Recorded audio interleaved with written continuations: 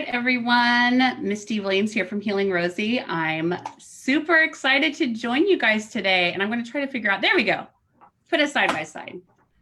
I'm super excited y'all are here. You know that we've been talking about this upcoming interview for the last couple of days, and very excited to have Jonathan with us. In our community, there's 3 areas that women are struggling, and you could pretty much box them into flabby, foggy, and fatigue. And we talk about this a lot together as women. And with the new year, what's on everyone's mind, of course, is all of the goals that we have for our bodies and our health coming into a new year. And I personally have been reflecting on this. In fact, I just finished a 5-day water fast and have set a new intention around intermittent fasting. And I'm thinking about my health for the new year and what changes do I need to make in my life so that 2019 sees a lot of improvement on the health front. And I know so many of you are in the same boat. So I want to tell you a little bit about Jonathan, and then we are going to jump right in. So a new CDC report revealed in July of 2018 that 8 out of 10 Americans, that blew me away, have diabetes or pre-diabetes. The combination of diabetes and obesity that is 19% more deadly than cancer. That's incredible. For New York Times bestselling author of The Calorie Myth, Jonathan Bailor, the statistic has become a personal catalyst for his newest project, the Setpoint diet.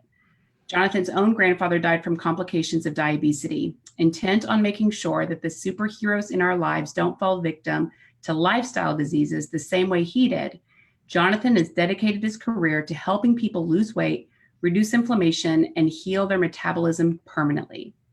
Bailor is the founder of Sane Solution, a company that has helped hundreds of thousands of people address diabetes, obesity, and other metabolic disorders using the principles of the Setpoint diet.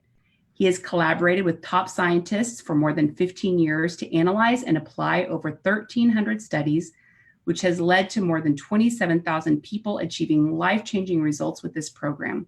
His work has been endorsed by top doctors and scientists from Harvard Medical School, Johns Hopkins, the Mayo Clinic, the Cleveland Clinic, and UCLA. Welcome, Jonathan. Thank you so much for having me. It's really a pleasure to be here. Yeah, well, I'm super excited that you're here. And just a little FYI, Jonathan has a new baby at home, a little 5-month-old that is just cute as a button. You want to brag and show her picture? Boom, that's the screensaver. That's the screensaver. Hello. So not only is he doing all this work to help us change our lives, he's become a father at the same time. And I just think there's something really beautiful and special about that. So thanks for having her make a special appearance on this Facebook Live today. But I'm just like blown away. I sat here at my desk before you came on and I was like, 8 out of 10 Americans, like 80% of our country, that is just mind-boggling. So why don't you tell us just a little bit how you got into this work? I mean, obviously you have a family connection, but lots of people have family connections and don't dive in. Like, give us a little background here.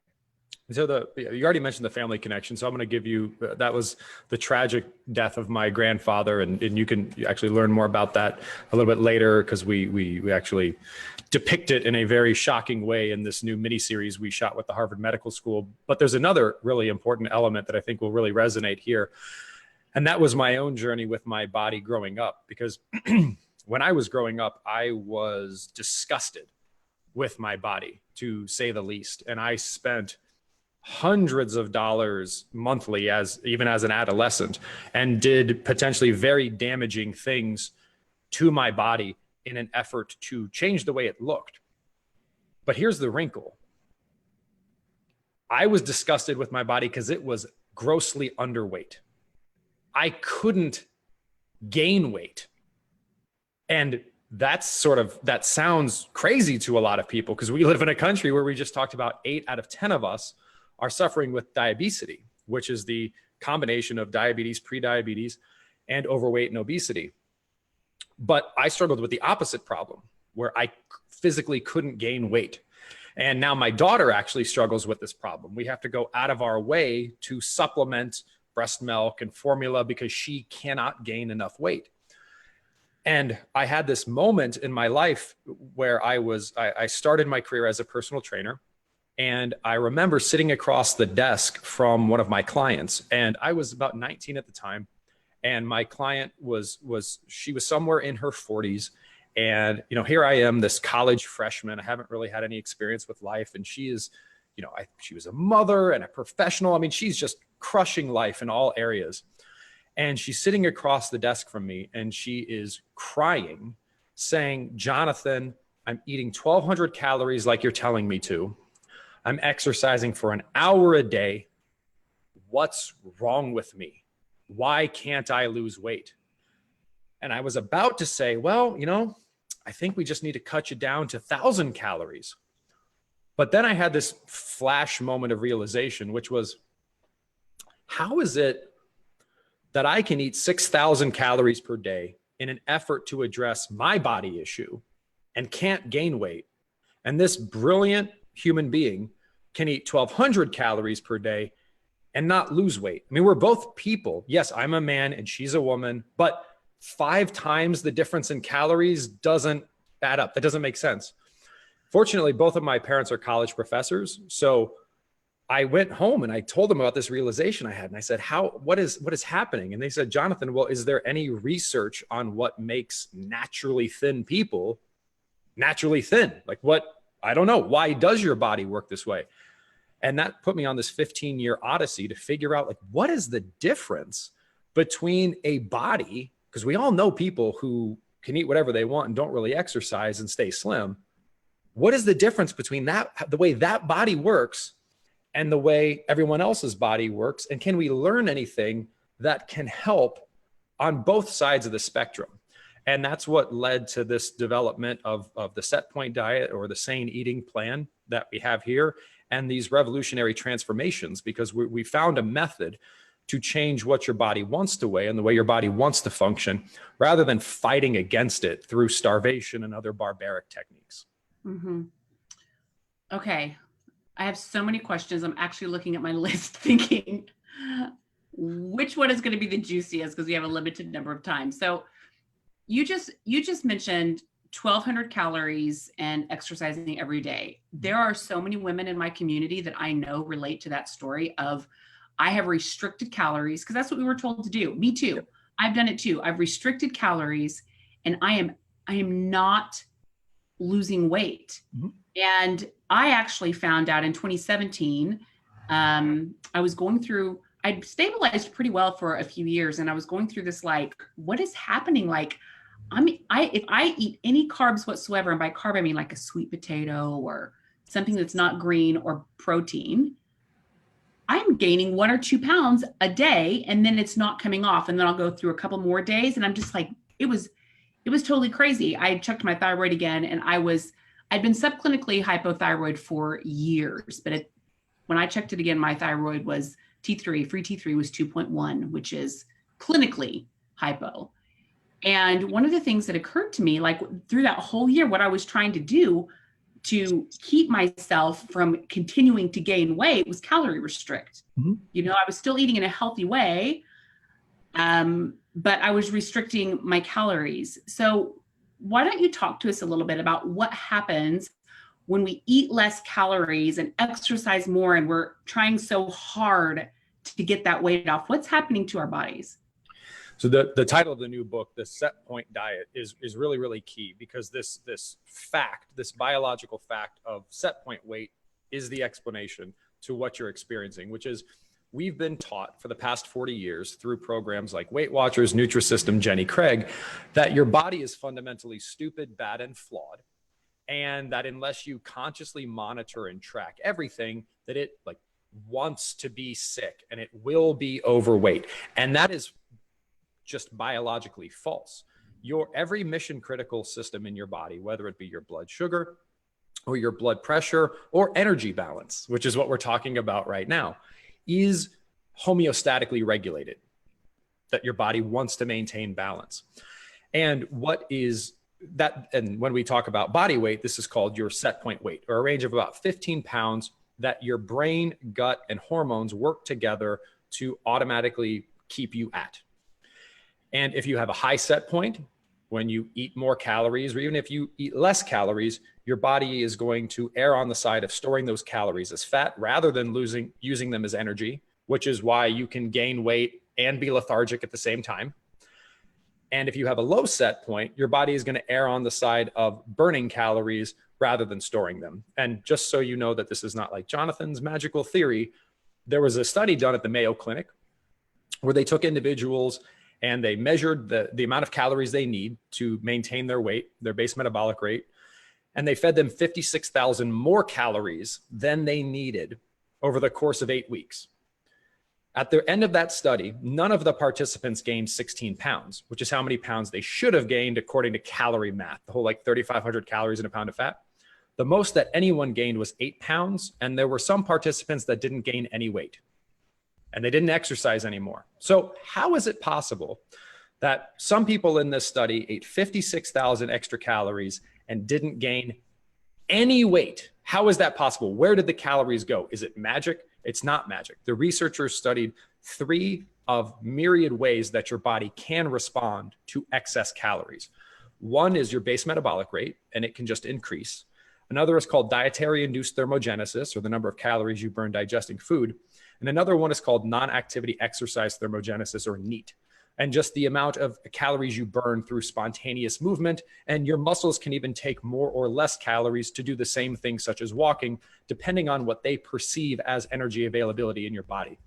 This is all to say that there is, your body is freaking beautiful and brilliant. And these tactics of starvation, inappropriate fasting, calorie restriction, they are fighting your body and demeaning your body. And what we need to do instead is focus on the quality of food, the quality of movement, the quality of relationships, and the quality of sleep, because that actually reduces the inflammation in the brain. It changes the balance of bacteria in our gut, and it realigns our hormones so that we heal our body rather than starve it, and we lower our set point, therefore getting our body to err on the side of burning calories rather than storing them. So just to make sure it's really clear, could you tell us specifically what we're doing that's lowering our set point? What's lowering or raising it? Lowering our set point. What you are specifically doing when you change your lifestyle that lowers your set point is there's inflammation in your brain. This is called neurological inflammation. So there are various areas of your brain, your ventromedial hypothalamus, your lateral hypothalamus, that regulate your appetite.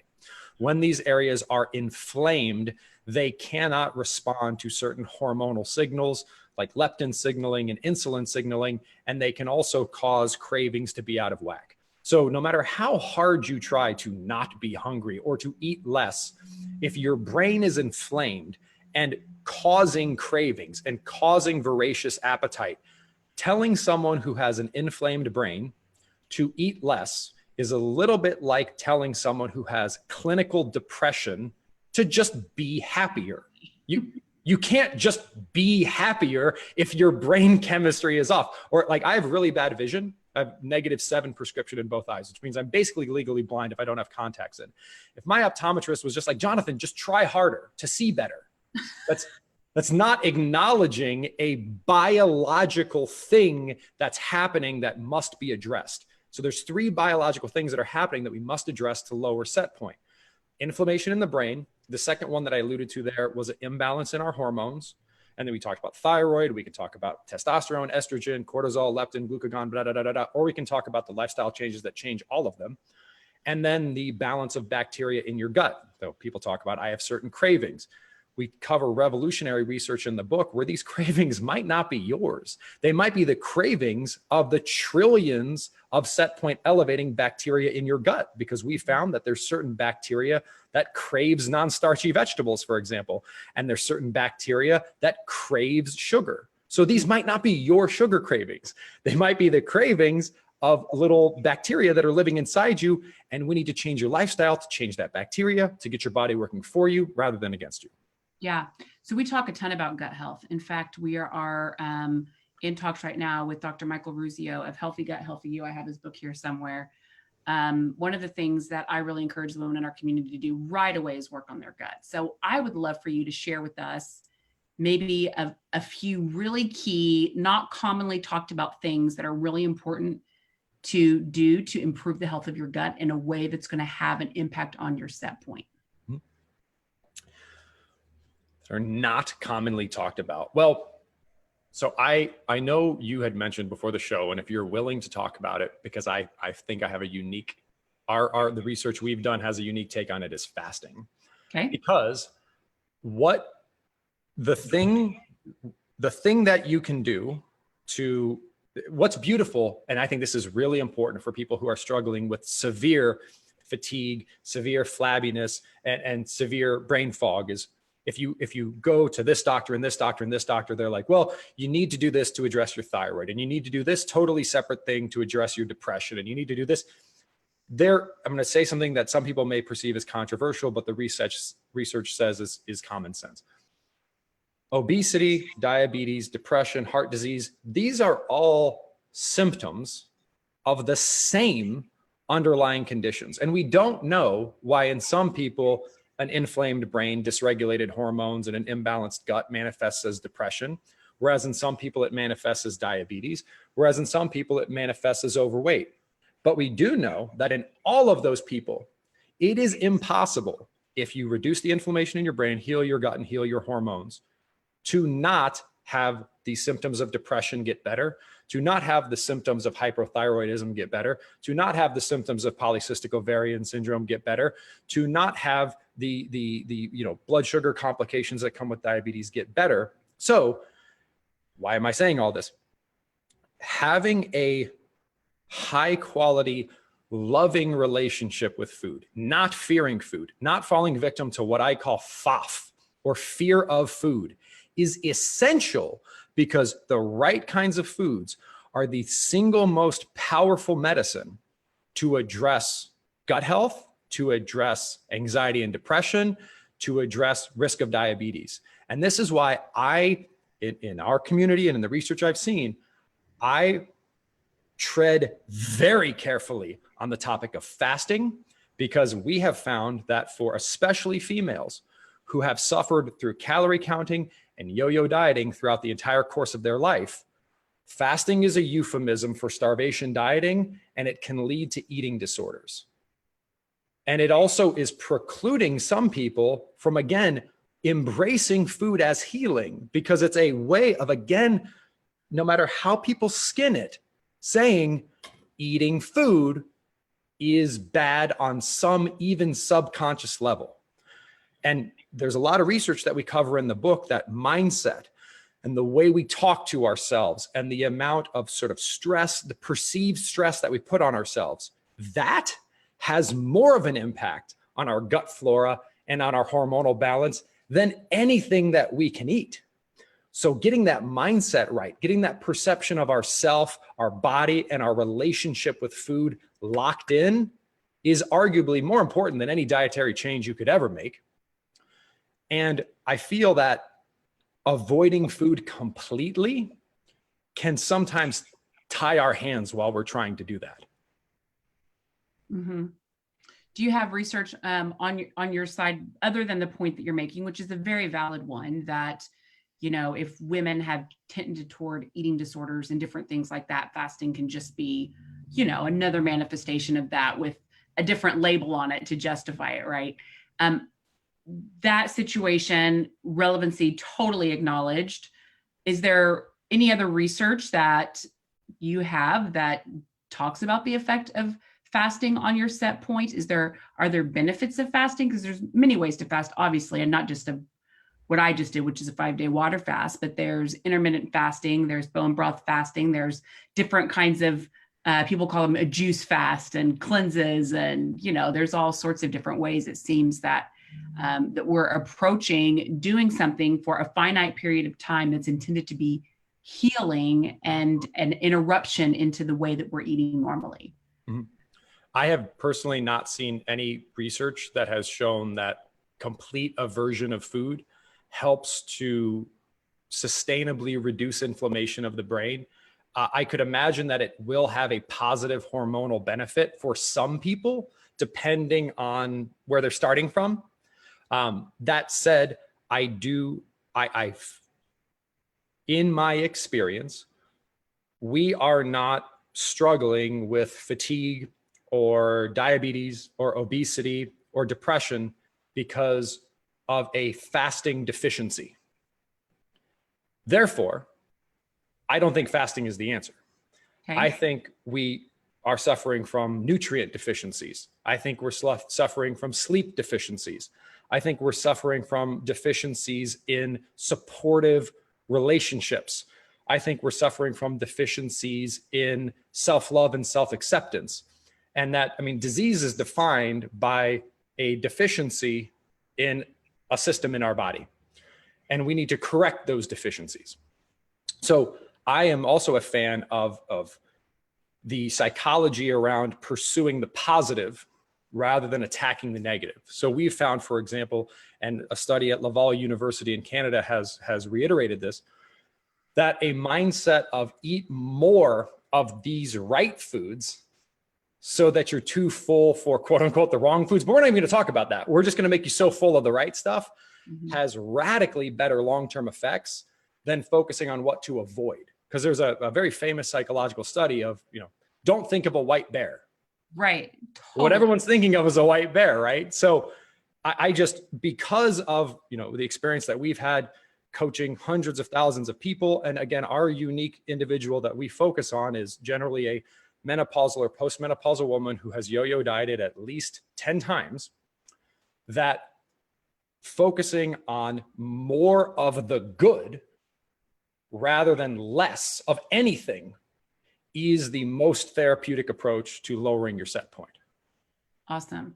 So we were just talking about gut health a minute ago, and I know we kind of got off on the fasting thing, but if we get back to that topic of gut health, are there certain things, is your formula for dealing with gut health just focused on the foods that you eat, eating certain kinds of foods, or are there some other things related to gut health that are important part of this conversation? There's tremendous other things, but the thing I want to highlight is what you'll see in this book and what you'll see in anything that I'm involved with is there's not this protocol for your gut, this protocol for your hormones, and this protocol for your brain, because they're all interconnected. Awesome.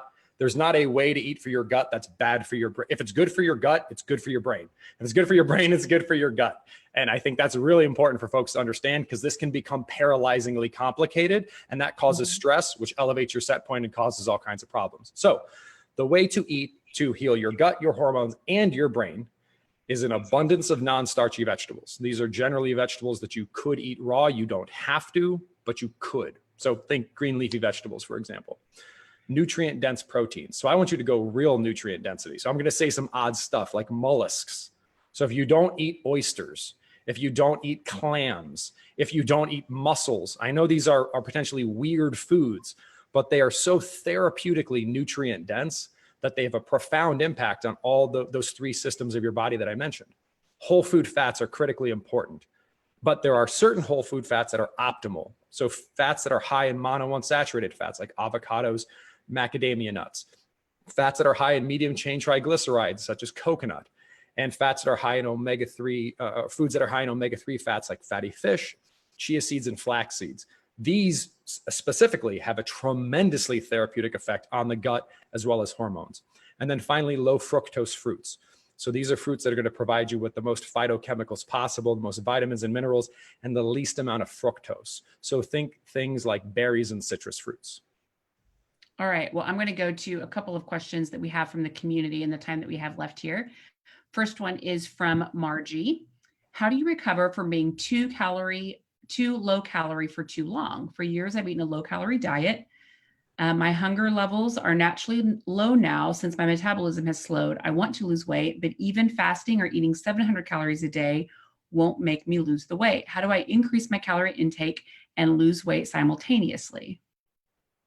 You want to, so here's a metaphor which may help. If you got gastric bypass surgery or a lap band, hopefully if your surgeon is responsible, they will tell you that after getting this surgery, it is essential that you focus on the most nutrient dense food possible, because you can't eat a lot of food. And it sounds like for this individual, based on her appetite, she can't eat a lot of food. So what I would recommend is, I talked about non-starchy vegetables, nutrient-dense protein, whole food fats, and low fructose fruits. One of the key distinctions that we make in this new book is we break those down into optimal categories. So there are optimal non-starchy vegetables, optimal nutrient-dense proteins, optimal whole food fats. We would need to figure out how to get the maximum quantity of those optimal foods into your diet and to gradually ratchet them up to heal your metabolism and to get that appetite back to a healthy level. Okay, great. Next question here is from Naomi. I'm interested in how exercise factors in. Is exercise part of how you lower your set point? How do we know if we're exercising too little or too much? And how do we measure if exercise is actually improving our metabolism? Exercise has a tremendously important impact on lowering your set point. However, the type of exercise is very different than what, again, we've been traditionally taught. So there's two forms of exercise that are most therapeutic when it comes to lowering your set point, because they have the biggest and most positive hormonal impact. Because we're not here to burn calories. Our body will burn calories for us. We're here to heal the body to make it burn more calories 24/7, 365. The way you exercise to do that is sort of on opposite ends of the spectrum. One, you want to do an abundance of activity. So playing with your kids, playing with your niece and nephew, playing with your dog, walking, standing, hiking, riding a bike, yoga, Tai Chi, Pilates, restorative activity. On the other end of the spectrum, you want to do a little bit of very safe, very slow, and very heavy resistance training. And this is where women have been most underserved because they have not been told, in fact, in many cases, they've been told not to resistance train. These have profound benefits on your thyroid, on your sex hormones, on your insulin sensitivity.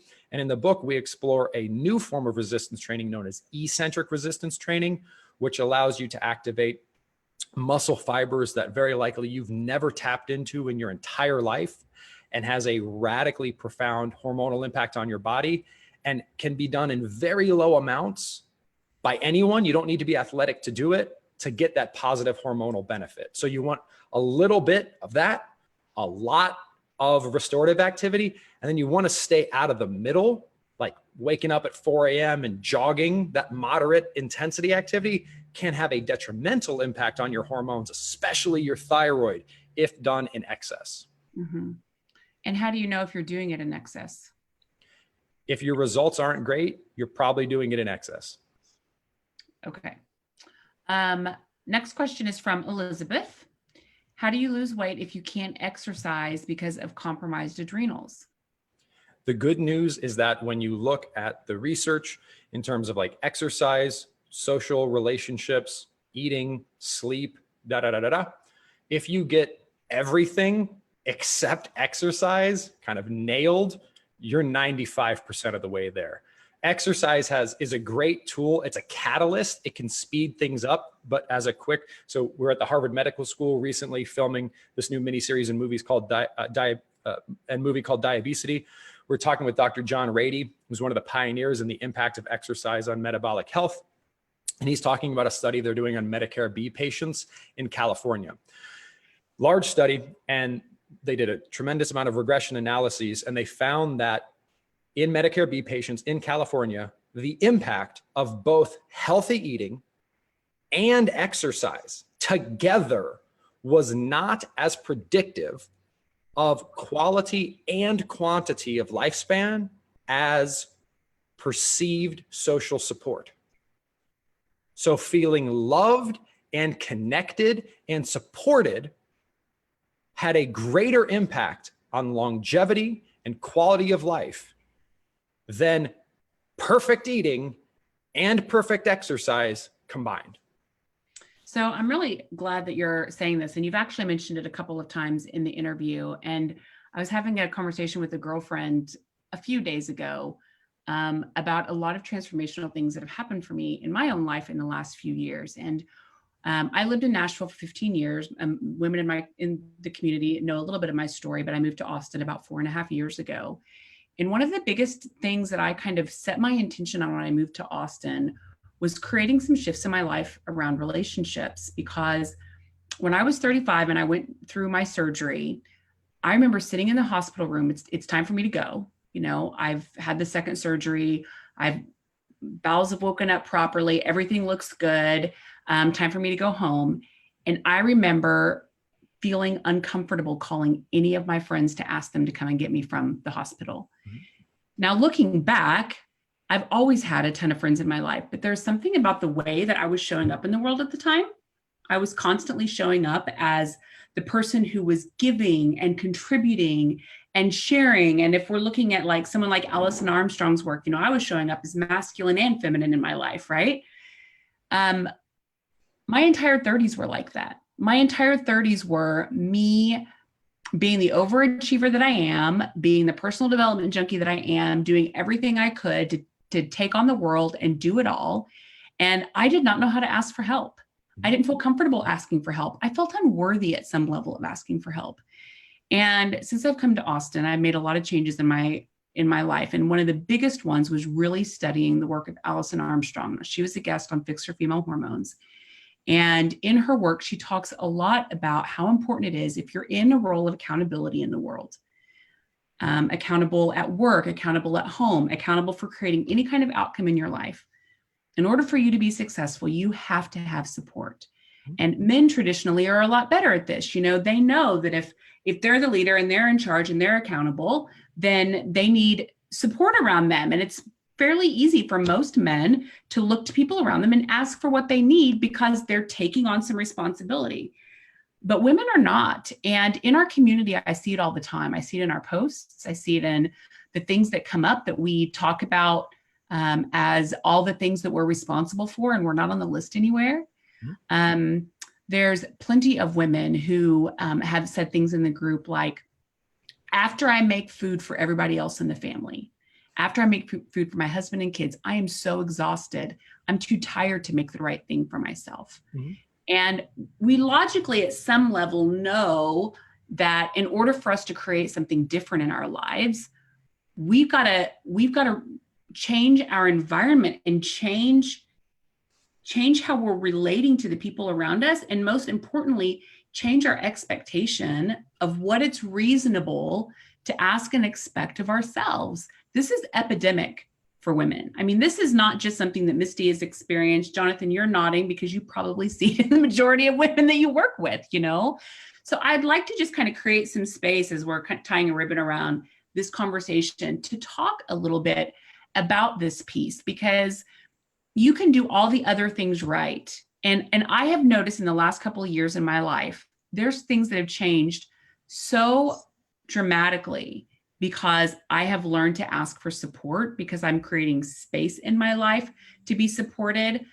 My partner, Roderick, is like the most amazing thing that's ever happened to me, but I would never have attracted him if I didn't know how to show up in a way that created space for somebody else to give to me. And I know for a lot of women, that's probably a foreign concept, but it's really, really important. And I would love for you to speak to that more, Jonathan. Misty, it is. So thank you. It is the most important thing. There's a chapter in the book called Love Yourself Slim. There's a whole section of the book called Love Yourself Slim. And honestly, if I could just talk about this for the rest of my career, it would make me very happy, because one, it's not woo-woo. There is rigorous clinical science proving it. And two, unfortunately, we said something like, if we get everything else right and we don't have support, we won't get the outcomes we want. It's been my experience, and the research supports that in some ways we have that backwards. It's sort of like, once everything is perfect, then I'll love myself. Once everything's good, then I'll figure out that I'm worthy and that I'm high quality. Until you realize how high quality you are, until you realize that your body isn't fundamentally broken, and it isn't stupid, and it won't become obese if you don't count every calorie you eat, but rather it's a biological miracle that wants you to be in balance and wants you to be healthy. And that's not new age. I mean, maybe it is new age, but it is also clinically proven. Once you get at the fundamental core truth that you are of the highest quality and deserve the highest quality, eating high quality food is effortless, because you would just like, you're putting something inside yourself. And if the yourself that you're putting things inside of, if you know that that is beautiful in the true sense of the word, and if you know that that's a high quality miracle, there's no such thing as like, well, what about cheating? Or what about my cravings? Because just like if you have a really, like, think about relationships with people. If you have a relationship with a person that fully satisfies you, that is complete and whole, if someone said, well, what about cheating? You'd say, well, I don't, why would I ever cheat on my relationship with this person who is wonderful and I feel completely full and satisfied? Or do you ever crave random sex with strangers? No, I don't, because I'm completely full and satisfied. And I think the same thing applies to our relationship with food. Is once we can have a complete, full, and high quality satisfied relationship with food, things around like starvation dieting, or what do I do about cravings, or what do I do about, like, can I cheat? These issues go away in a automatic, effortless manner that seems impossible. Like, it seems like I'm just like, oh, effortless weight loss, red flag, red flag, red flag. But billions with a B of people around the world have proven this. Kosher people don't crave bacon, not because they're trying really hard to not crave bacon, but because they believe on a moral level that eating pork is inappropriate. So because of a deeper seated belief, their brain perceives food in a fundamentally different way. Vegans, many of them, there are foods that non-vegans may be like, this is so craving and tempting. A vegan is like, that is disgusting to me. They think it is repulsive. And it's because their brains are literally wired differently based on how they interact and relate with the world. You can do the same. You don't have to be a vegan. You don't have to be kosher, but you can be what we call sane, which is to fundamentally know that a high quality life is the result of high quality living, and high quality living is a automatic byproduct of really getting that you are high quality. So many things that seem so hard when you have to try just happen as a natural outgrowth of that high quality self-love. Mm-hmm. That's awesome. Well, thank you so much for sharing with us about your book, The Setpoint Diet. I'm excited for my copy to come. And I encourage you guys, if you're interested in learning more about what Jonathan is sharing here, about these 3 areas that really affect your set point, to get a copy of his book. And Jonathan, I know this is like an important ramp up coming up because your diabesity event is happening, I'm thinking next week or the week after. Why don't you tell us a little bit about that? Yeah, we're this is literally the most exciting project I've ever been a part of in my life. We partnered with an award-winning movie studio out of LA, and we actually filmed on location at the Harvard Medical School to really get at the core truths around how to heal inflammation in your brain, how to rebalance your hormones, and how to fix your gut. And what excites me the most about it is it's a mini series that takes you on a cinematic journey, and it provides you with a clear roadmap. I know sometimes people will see certain things on the internet and there's a lot of different messages. So this person says this person says this, and I came into this hoping for clarity, and I'm leaving more confused because I got 1,700 different people's opinions about it. We're here with Joanne Manson. She's the chief of the Brigham and Women's Hospital at the Harvard Medical School. So she's the head of the best women's hospital at the best research university in the world.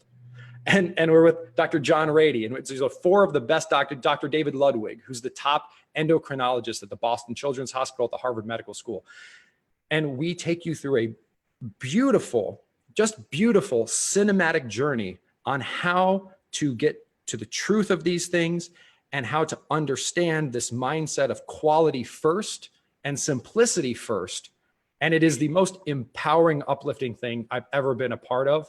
And it's rooted in science, which is really cool. So we're really excited about it. Awesome. Awesome. So tell us the dates that's beginning. That is going to start airing free of charge, I believe, Thursday of next week. Okay. plus or minus, I think. So, definitely mark that on your calendar. It's going to be really cool. Well, I have some information on that. I'm going to update the status here. I'm also sending an email out to everyone in our community, letting them know about this project and how they can sign up. And I'm super excited you stopped by, Jonathan. Thank you for sharing with us what's really turned out to be your life's work and connecting so many important pieces together for us to really contemplate as we look into the new year and what we want to create for the new year. This has been a really powerful conversation. Thank you. Thank you for having me. All right. Thanks, everybody. If you have other questions for Jonathan, anything that you want to talk about, feel free to leave it in the comments, and we will chat again soon.